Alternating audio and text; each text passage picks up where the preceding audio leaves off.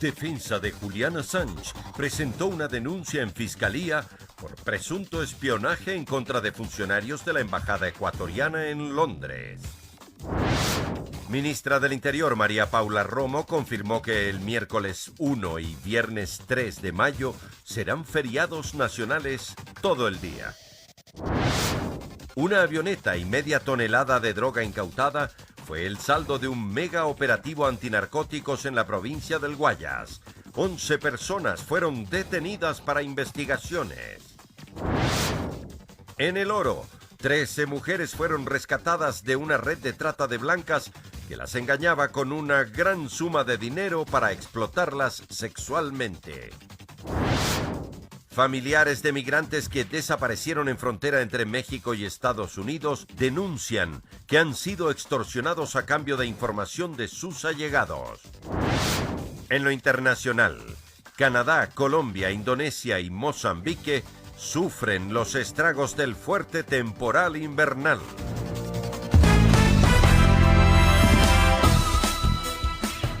Lunes 29 de abril del 2019, amigos, es un gusto estar nuevamente con ustedes aquí en la emisión estelar del Comercio TV con lo más destacado en esta jornada. Es un privilegio trabajar por ustedes. Aquí iniciamos. La defensa de Julian Assange en Ecuador pide que sean investigados funcionarios diplomáticos ecuatorianos por supuestamente haber permitido que se haga pública la información reservada de Assange cuando estuvo en la Embajada de Ecuador en Londres. En la Fiscalía General del Estado, Carlos Poveda, defensor técnico del creador de Wikileaks, Julian Assange, oficializó la denuncia para que servidores públicos de la misión diplomática ecuatoriana sean investigados por el supuesto delito de espionaje a Assange. El gobierno ecuatoriano siempre manifestaba que no había tal vigilancia, que simplemente eran situaciones de seguridad, pero entendemos de que hubo cámaras, hubo audios, hubo videos, hay documentos, miles de documentos, fotografías, y lo que más nos preocupa es inclusive filtración de datos de la defensa legal.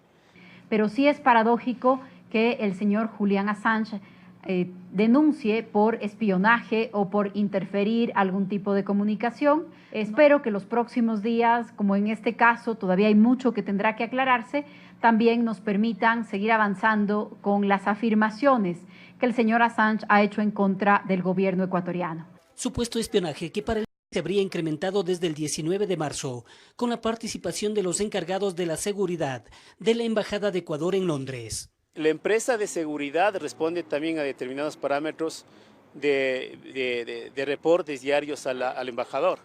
Es decir, no es que actuaba de una manera unilateral, tenía todos los días que emitirse un informe al representante de la embajada. Por lo tanto, ellos son los responsables de esta información y los responsables que deberían asumir por lo menos una categoría de investigación. En Ecuador se quiere sean investigadas 7 personas.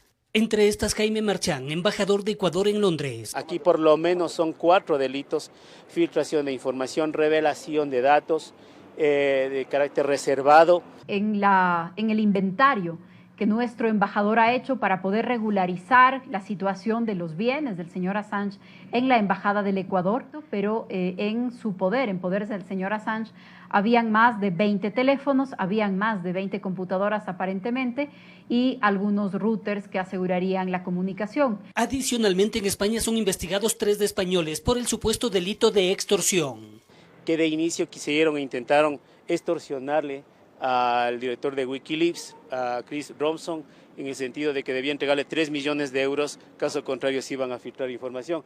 Recordemos que el 11 de abril el gobierno ecuatoriano le retiró el asilo político a Assange por haber violado el protocolo de convivencia. Informó Héctor Romero. Este lunes inició en la Comisión de Fiscalización de la Asamblea Nacional las primeras comparecencias en el juicio político contra la ex canciller María Fernanda Espinosa. Incumplimiento en sus funciones, el otorgamiento de la nacionalidad a Julian Assange, el secuestro de los periodistas de Diario El Comercio fueron algunas de las pruebas expuestas por los proponentes. Y resolver sobre el completo el quórum en la Comisión de Fiscalización, la primera interpelante en exponer sus pruebas en el juicio político contra la ex canciller María Fernanda Espinosa fue la legisladora Cristina Reyes.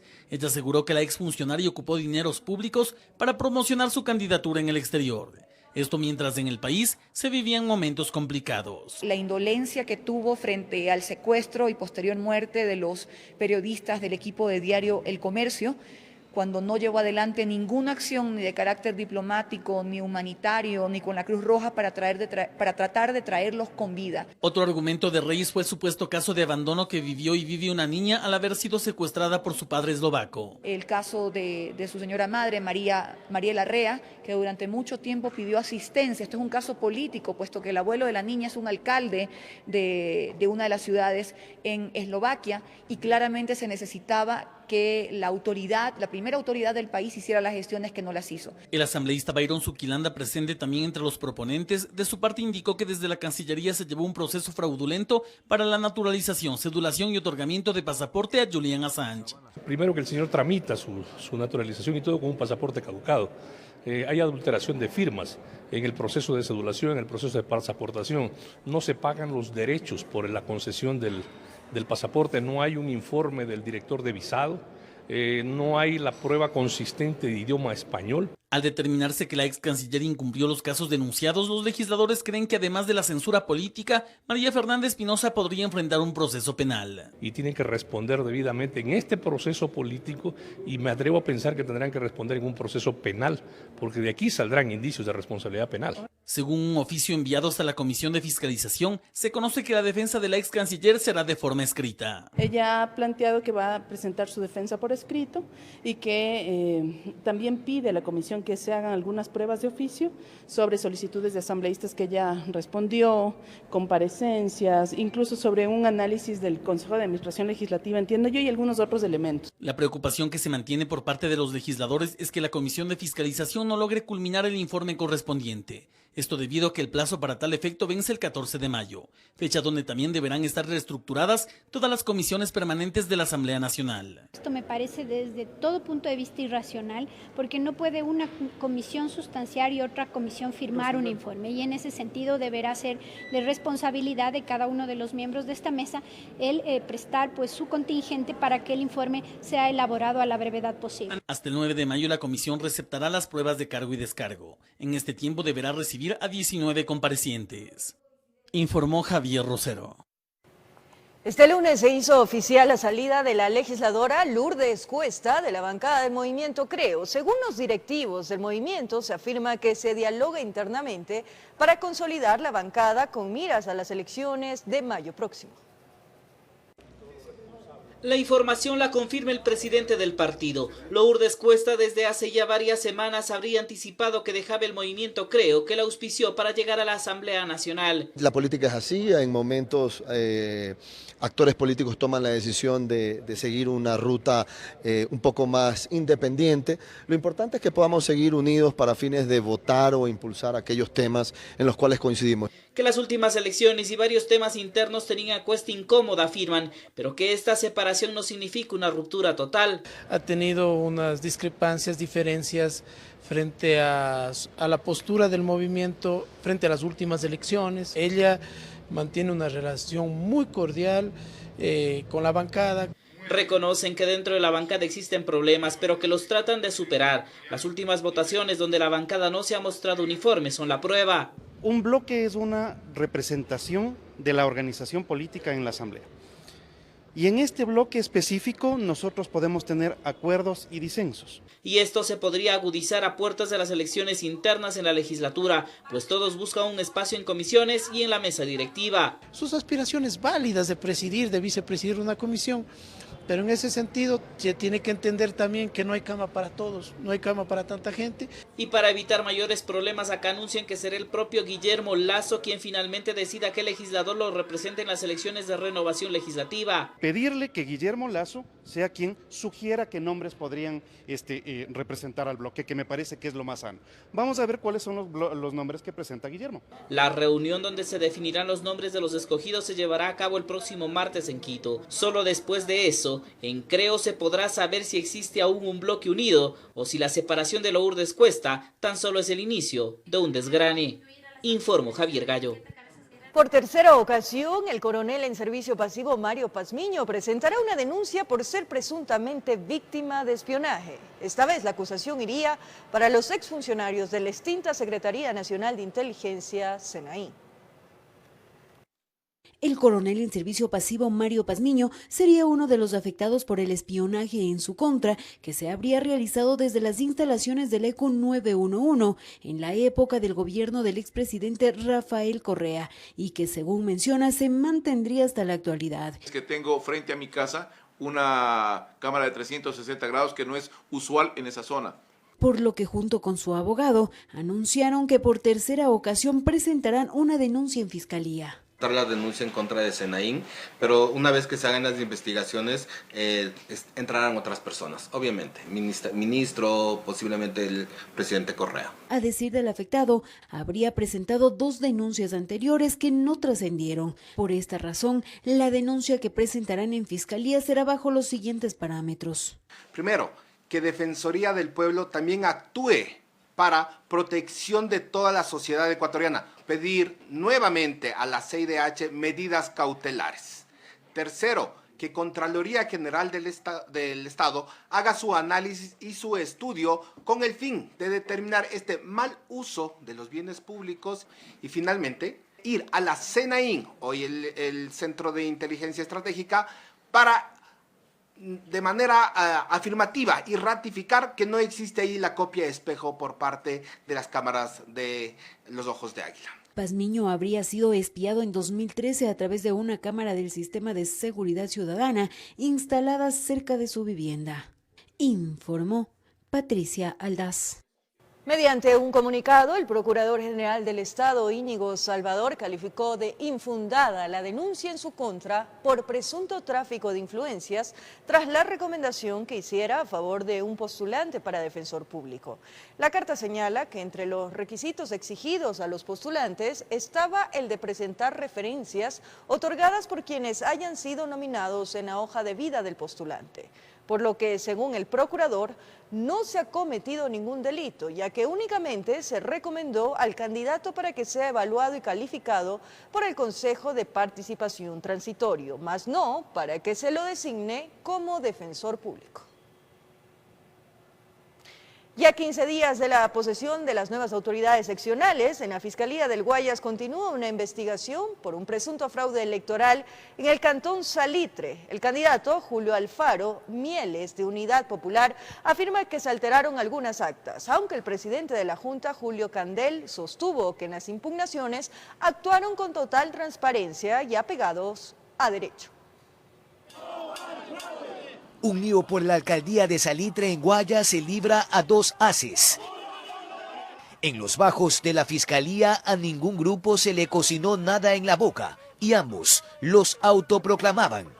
A las 8 de la mañana debía comparecer por segunda ocasión el vicepresidente del CNE dentro de la indagación previa por un presunto fraude electoral. Bueno, seguimos el procedimiento que determina el artículo 582 hasta agotar las últimas instancias. Para el día 6 de mayo a la primera hora estaría la versión. Según la Junta Electoral, tras la impugnación y el recuento de los votos en más de 10 urnas, Milton Moreno de Sociedad Patriótica es el alcalde electo, pero Julio Alfaro Mieles ni lo piensa. Y los votos nulos me restaron a mí, haciendo una diferencia de 78 votos. Y luego el Consejo Nacional Electoral, mediante esta resolución que tengo en mis manos, me da como legítimo ganador. Hasta que en la última instancia, que es el contencioso electoral, dicte su sentencia. En ese momento sabemos quién es el ganador. Para la Asociación Ciudadana Ecuador, el caso Salitre es apenas la punta de un ovillo de no poco alcance. Un candidato que tenía 30 votos sube a 90. Otro candidato que tenía 50 baja a 30. Yo sobre lo que haya dicho el señor no me voy a referir. Lo que yo sí les puedo decir es que todo tema electoral tiene un debido proceso. Y el debido proceso se está cumpliendo. Sucede a 2 semanas de la posesión de las dignidades en este municipio, cuyo alcalde aún no tiene sucesor, y un contencioso electoral con más de 35 apelaciones en cola. Informó Jorge Escobar. Atención, el gobierno decretó que el 1 de mayo, Día del Trabajador, será feriado todo el día, siendo este recuperable. Además, bajo la ley de feriados, el viernes 3 de mayo también será feriado y no será recuperable. Tras una reunión con representantes de los trabajadores en Quito y con la firma del decreto 729, el presidente de la República, Lenín Moreno, decidió suspender toda la jornada laboral del miércoles 1 de mayo, tanto para empleados públicos como para privados. El objetivo, respetar ese día que es de vital importancia para los trabajadores del país. Así que el presidente lo ha hecho, el presidente ha reconocido, por supuesto, el simbolismo de este día. El señor presidente, con su espíritu democrático, amigo de los trabajadores, ha dispuesto el decreto ejecutivo correspondiente respetando el 1 de mayo. Otro tema en el cual el primer mandatario se habría comprometido sería en trabajar en una reforma de la ley de feriados para que el Día del Trabajador no se vea afectado. Eso tiene que ser derogado, una ley que fue aprobada por el correísmo. El tema de fondo es que existe una ley que debería revisarse para respetar el 1 de mayo en el sentido que esa jornada tiene. Por su parte, el FUT indicó que las movilizaciones del 1 de mayo comenzarán a las 8:30 de la mañana a escala nacional. En Quito, la concentración partirá desde la caja del Instituto Ecuatoriano de Seguridad Social, IES, y avanzará hasta el centro histórico. Entre las solicitudes que harán al gobierno está el transparentar la carta de intención suscrita con el Fondo Monetario Internacional, sobre todo en los ejes relacionados en una eventual reforma laboral. Hacemos hincapié en el espíritu democrático del presidente de la República y ha solicitado pues que los trabajadores salgan con entera libertad, con entera democracia a los desfiles correspondientes. Y saldrán todos los ecuatorianos a las calles a ir democráticamente en defensa de los derechos de la Constitución y de la patria. Además, se recordó que el feriado del 1 de mayo será recuperable en el sector público y este será de 1 hora diaria adicional durante 8 días. El sector privado podrá acogerse a la presente compensación según la particularidad de las necesidades del empleador. Y eso el gobierno tiene que respetarlo, es una ley. Por otra parte, el feriado 3 de mayo se mantendrá y no será recuperable con base en la ley orgánica reformatoria a la Ley del Servicio Público y al Código del Trabajo, aprobada en el 2016 durante el régimen de Rafael Correa. Informó Patricia Aldaz. Algunas de las asociaciones pertenecientes a la Federación Nacional de Cooperativas de Transporte Público de Pasajeros, FENACOTIP, anunciaron que dan por suspendidos los diálogos que han mantenido hasta ahora con la Agencia Nacional de Tránsito. Esto debido a la solicitud de no entregar más frecuencias que dicen se ha incumplido. Hay división dentro de la Federación Nacional de Cooperativas de Transporte Público de Pasajeros, FENACOTIP, y así se evidenció la mañana de este lunes en la reunión que la Agencia Nacional de Tránsito les había programado para revisar sus pedidos, mientras el grupo liderado por el presidente de este organismo anunció el retiro de los diálogos con la agencia, otra parte conformada por al menos 6 asociaciones de 14. Señala que seguirán confiando en el trabajo de la ANT. Solicitamos al señor presidente de la República que nos reciba de forma inmediata, porque necesitamos autoridades de más alto nivel para discutir la problemática y para buscarle una solución. Nos hemos quedado sosteniendo esta socialización, porque es lo que requieren nuestros asociados a nivel de país. El problema recae, según el presidente de la FENACOTIP, en la regularización y aumento de frecuencias. Ellos no quieren que se aumente una más. Una vez que hemos firmado un pacto de la seguridad es para que más bien vayamos a la regulación que dice la ley, más no al incremento de rutas y frecuencia desmedida. De parte de las asociaciones restantes hay conformidad con lo dispuesto. Ellos aseguran que tampoco están de acuerdo con el aumento de frecuencias, pero sí quieren que se regularicen las que ya están. Lamentablemente hay una parte de FENACOTIP que quieren que suspenda esa regularización. ¿Cuál será el motivo? El subdirector de la Agencia Nacional de Tránsito, por su lado, explicó que no se aumentarán frecuencias hasta que haya un debido estudio técnico, pero que están solicitando a las mismas asociaciones que por provincia se pongan de acuerdo. para solventar sus pedidos. De ninguna manera estamos dando rutas o frecuencias sin ningún tema de revisión. Destacó que actualmente la ANT está trabajando en una nueva plataforma para poder manejar de mejor manera los requerimientos de las asociaciones, mismos que reconoció han estado retrasados. En Quito informó Andrea Orbe. Momento de nuestra primera pausa, amigos televidentes, y al regresar mucha atención. Les contamos que familiares de migrantes que desaparecieron en la frontera entre México y los Estados Unidos denuncian que han sido extorsionados a cambio de información de sus allegados. Los detalles en breves minutos.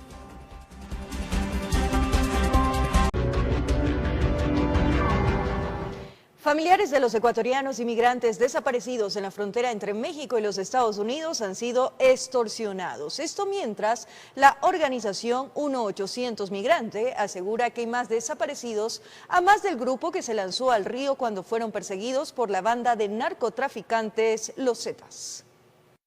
Familiares de los inmigrantes ecuatorianos desaparecidos en la frontera están siendo extorsionados por sujetos que los llaman a decir que tienen a sus seres queridos. Estos casos son denunciados por la organización 1-800 Migrante. De una familia que han pedido ya un rescate de más de $15,000. La familia, usted entenderá, en estas circunstancias ya ha pagado $5,000 y no le dan razón de su familiar. Y hay otro caso de la costa ecuatoriana, en donde le han pedido $30,000. Ante esta situación, defensores de los migrantes hacen un llamado a los familiares de las víctimas. Muchísimo cuidado con la información que están publicando en redes sociales, porque hay gente que está dedicada a buscar estos casos para extorsionar. Este no es el único inconveniente que están atravesando las familias. Desafortunadamente, el registro civil en algunas ciudades no quiere dar los certificados biométricos a los familiares de desaparecidos. ¿Nosotros qué solicitamos?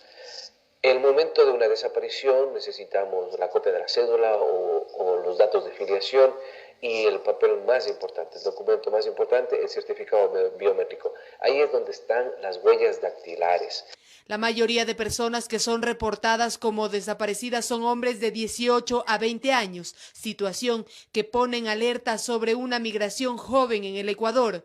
Hemos sido desbordados de casos de migrantes desaparecidos. Son grupos que han cruzado o están cruzando, que se han perdido en el desierto en Arizona, en otras partes de Texas, y que lamentablemente ya llevan algunas semanas y meses, en otros casos, de ecuatorianos y ecuatorianas que están desaparecidos. Alex Salinas, de 22 años, oriundo de Machala, reportado como desaparecido, fue localizado por sus familiares. A decir de su padre, el joven está con vida y en manos de las autoridades. Sin embargo, no todos corren con la misma suerte. Algunos cuerpos se encontraron flotando sobre el río Bravo. La situación es crítica y la organización sin fines de lucro solicita al gobierno de Lenín Moreno actuar de inmediato e incluso declarar emergencia humanitaria. Informó Valeria Navarro. El arresto de 6 sujetos fue el resultado del operativo Avalancha 205, realizado en la provincia de La Suay. Los detenidos presuntamente se dedicaban al tráfico ilícito de migrantes, mientras en la provincia del Oro se desarticuló a una organización dedicada al parecer a la trata de personas con fines de explotación sexual. Las detenciones se efectuaron durante el fin de semana. El primer operativo, denominado Avalancha 205, se desarrolló en la ciudad de Cuenca, donde 6 ecuatorianos, entre ellos una mujer, fueron detenidos por el presunto tráfico ilícito de migrantes. Las unidades encargadas de este delito investigaron a los sujetos por más de 5 meses. Promocionar, facilitar y transportar el viaje hacia los Estados Unidos de Norteamérica, utilizando como fachada el viaje hacia México. Al parecer, por cada viaje, esta organización cobraba entre $12,000 a $16,000. Depósitos especialmente en el exterior hacia Colombia, Perú, México, Panamá, Costa Rica.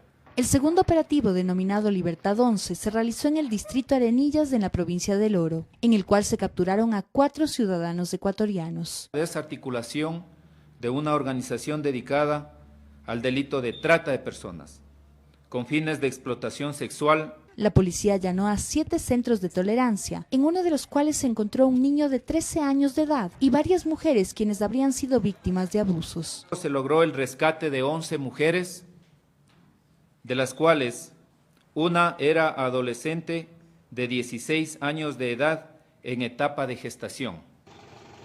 Este trabajo policial forma parte de los operativos anuales binacionales que nuestro país realiza en zonas cercanas a las fronteras con Perú y Colombia, informó Sofía Vintimilla. Un encuentro binacional se produjo la mañana de este lunes en el puente de Rumichaca. Decenas de familias de personas desaparecidas tanto de Ecuador y Colombia exigen a las autoridades celeridad en los procesos investigativos y poder encontrar a sus seres queridos. De acuerdo a las estadísticas, más de 100 ciudadanos colombianos estarían desaparecidos en el Ecuador. Desde distintos puntos del país llegaron con pancartas, fotografías, afiches, pero con el mensaje claro de hacer conocer en la frontera el dolor de tener un familiar, un hijo, un hermano, un padre desaparecido. Son meses, años y días que viven en la incertidumbre de no conocer dónde se encuentran, si están vivos o muertos, si quizá cruzaron la frontera y se olvidaron que alguien los espera en casa. Ya son 2 meses y 2 semanas que no tenemos un solo indicio de él. Según las investigaciones, ha pasado el peaje de San Gabriel. Hasta ahí tenemos el conocimiento de qué pasó. A nivel de Esmeraldas, Manabí y la península de Santa Elena, hoy provincia también, sí creo que llegamos a sobrepasar los 100 pescadores artesanales desaparecidos. Mi hijo se desapareció de ahí, yo lo interné el 10 de enero del 2004 y desde ese entonces mi hijo no lo encuentro. En el punto cero y con una eucaristía se encontraron familiares de las víctimas del conflicto armado que vive Colombia. Respaldados por las autoridades civiles, militares y policiales, las decenas de familias colombianas solo piden que no exista ni un desaparecido más. Y estamos aquí en una voz de protesta haciendo un esfuerzo para hacer un llamado a las autoridades para que nos tomen oídos y se puedan esclarecer las cosas. Yo nunca me voy a quedar callada porque mi hijo se perdió de ahí, del hospital, y ellos tienen que responder. Vamos a la fiscalía, lo que nos dicen es que en Colombia tienen toda la documentación de lo que ellos han trabajado, pero en Ecuador supuestamente no hicieron nada porque no tienen nada que mostrar. En Nariño se ha activado la mesa de desaparecidos. Aquí suman un total de 600 personas, de las que no se conoce su ubicación. De ellos, 200 casos han sido resueltos. El apoyo e investigación de la policía en coordinación con medios de comunicación a través de la difusión ha sido clave para reencuentros o establecer responsables. En Colombia estamos hablando de 100.000 víctimas, lo que es una situación realmente espantosa. Sí, se han dado algunos casos en coordinación con la Policía del Ecuador, intercambio de información para poder ubicar a estas personas tanto en territorio colombiano como ecuatoriano. En este momento documentados tenemos unos 100 casos puntuales que se encuentran personas desaparecidas en el Ecuador. Es una cifra siempre alarmante. El objetivo central de este encuentro binacional es que se busque celeridad ante los casos de desapariciones. Son miles de ecuatorianos y colombianos que esperan que sus familias retornen al hogar o saber qué fue lo que ocurrió con ellos.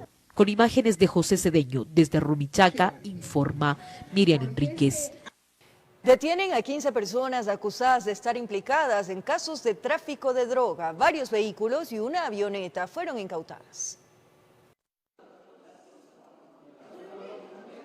El operativo fue denominado como Megavalancha 15. Tuvo sus resultados después de varias semanas de investigación. Droga decomisada, vehículos, celulares, detenidos. Incluso una avioneta iba a ser utilizada para transportar la mercadería. La Fiscalía indaga a profundidad el tipo de estrategia que los sospechosos pondrían en práctica para llevar el alcaloide. Este es un caso de narcotráfico. Se ha desarticulado una banda, un grupo delincuencial muy bien estructurado, pero ayer se operaron con 3 unidades de inteligencia unidas, la UIAN, la UIACE y la ULCO. En total son 15 personas detenidas entre ecuatorianos y extranjeros. Las autoridades todavía tienen que determinar hacia dónde iba el alcaloide. Hay 2 alternativas.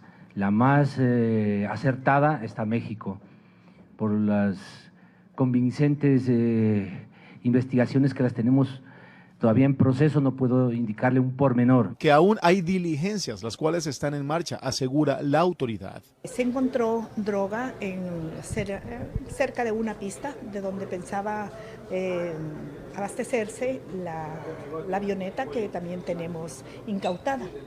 Dentro de los detenidos tenemos personas de nacionalidad colombiana, panameña, dicen venezolana también, y de igual manera hay un señor militar perteneciente a la FAE, servicio activo. De su parte, el Ministerio del Interior en la ciudad de Quito también se pronunció respecto al operativo. Dicen que fue un golpe al tráfico de estupefacientes. Tenemos 500 kilos de droga, una aeronave, 5 vehículos, y se evitó que la aeronave haga este traslado que precisamente es parte de lo que se dedica la organización. Este operativo se suma ya a las decenas de acciones que se han ejecutado por parte de la autoridad en los primeros 4 meses de este 2019, informó Julio César Saona. Momento de una nueva pausa aquí en El Comercio TV y al regresar les contamos noticias trágicas porque en el sur de la capital un taxista fue asesinado en su vehículo. Las autoridades lo encontraron mientras agonizaba. Ya volvemos en TVC. El dinero le robó su corazón. Disney Cuentos de Oro, los clásicos de siempre en una colección exclusiva. Enseña a tus hijos el fantástico mundo de los cuentos, con atrapantes relatos sobre sus personajes preferidos. Una colección excepcional de los clásicos de Disney con preciosas ilustraciones. La Cenicienta, El Libro de la Selva, Dumbo. Espérala todos los martes. Primera entrega El Rey León, por solo 99 centavos más precio del ejemplar, solo con tu diario El Comercio.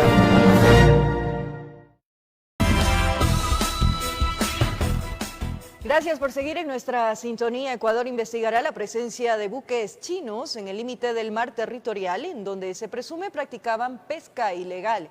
Mientras tanto, la delegación diplomática del país asiático señaló que las embarcaciones fueron advertidas. Fue el pasado 24 de abril cuando se encendió la alerta de las embarcaciones con banderas extranjeras en aguas internacionales que amenazan al ecosistema marino de las Islas Galápagos. La Marina se movilizó para defender la soberanía ecuatoriana y ya se anunció la apertura de investigaciones, tanto para los barcos pesqueros como para las embarcaciones ecuatorianas que los habrían estado abasteciendo de combustibles.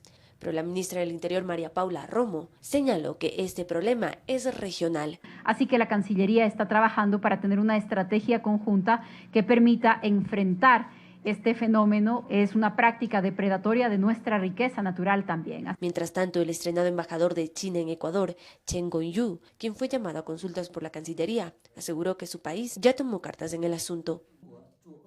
Hemos pedido a los barcos chinos que no se acerquen a las Islas Galápagos y que no entren en la zona exclusiva económica. Siempre exigimos a las embarcaciones pesqueras respetar las leyes y reglamentos.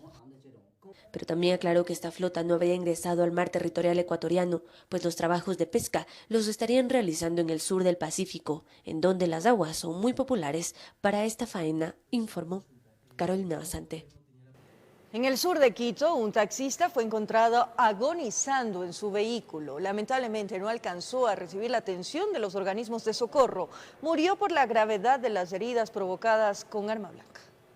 Una patrulla que pasaba por las inmediaciones de las avenidas Maldonado y Cocha se topó con un taxi apagado en media calle y con las luces encendidas. Los policías se bajaron para ver qué sucedía y encontraron al chofer bañado en sangre, agonizando en el volante. Le encontraron todavía al ciudadano con signos vitales, trataron de taponar las heridas que tenía. El hombre de 30 años habría sido víctima de la delincuencia. Seguramente los responsables se hicieron pasar como clientes, pero en el trayecto recibió varias cuchilladas, heridas que comprometieron sus órganos. No resistió mucho, murió antes que lleguen los paramédicos. Se ha hecho un barrido de cámaras verificando las del ECU 911 y cámaras privadas. Se verifica que el taxista viene del sector sur de la ciudad. Luego del levantamiento del cadáver, equipos de la DINASE trabajan en campo en busca de elementos que ayudan a encontrar un hilo conductor para poder llegar a los asesinos.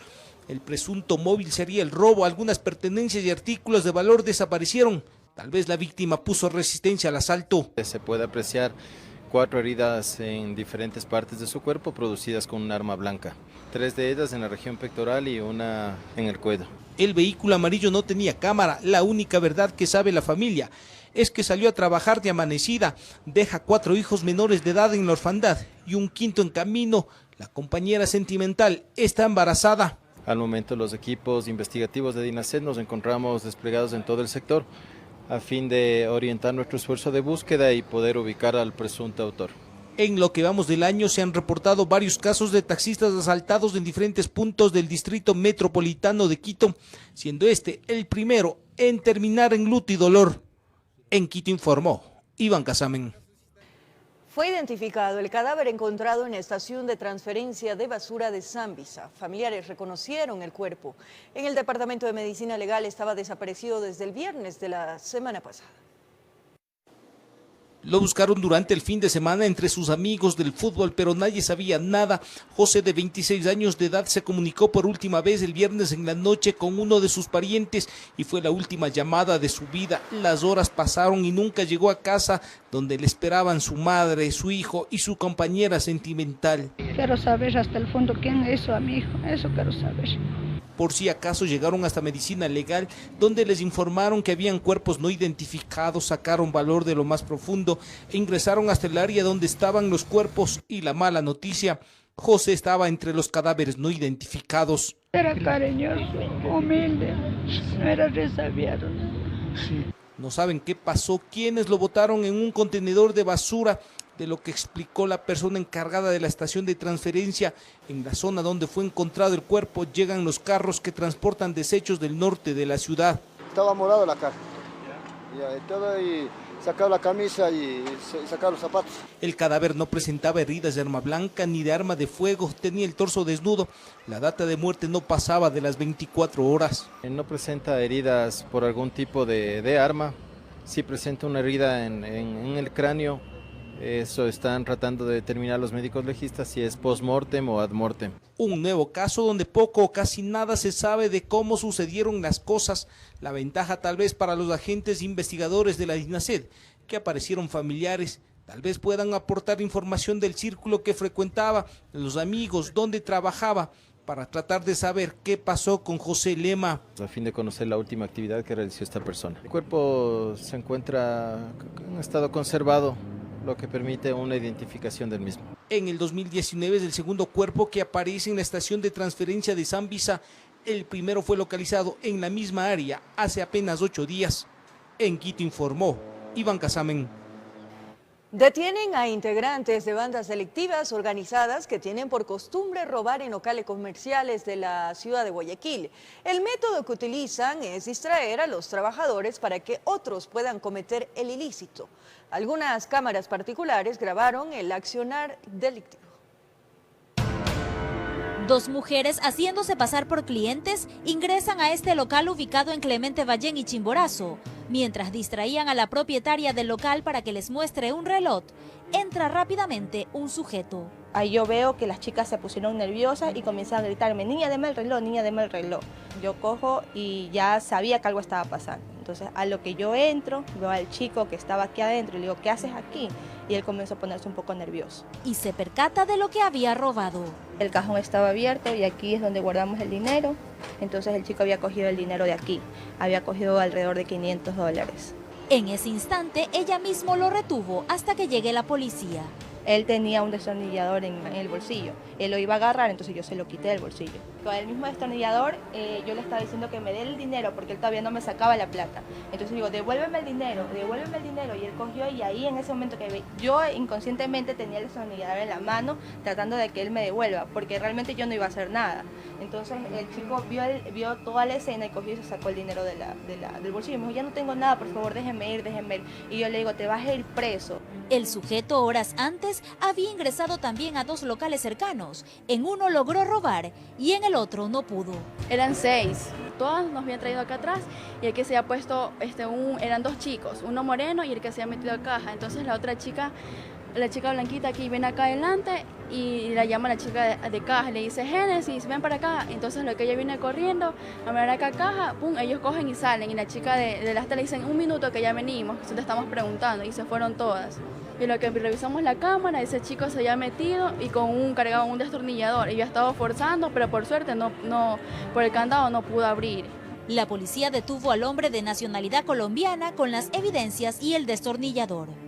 Se trata de bandas organizadas que actúan en el sector. Efectivamente, esta semana pues tuvimos también la captura de 2 personas más que son de sexo más femenino, una persona de 70 años y otra de 28 años.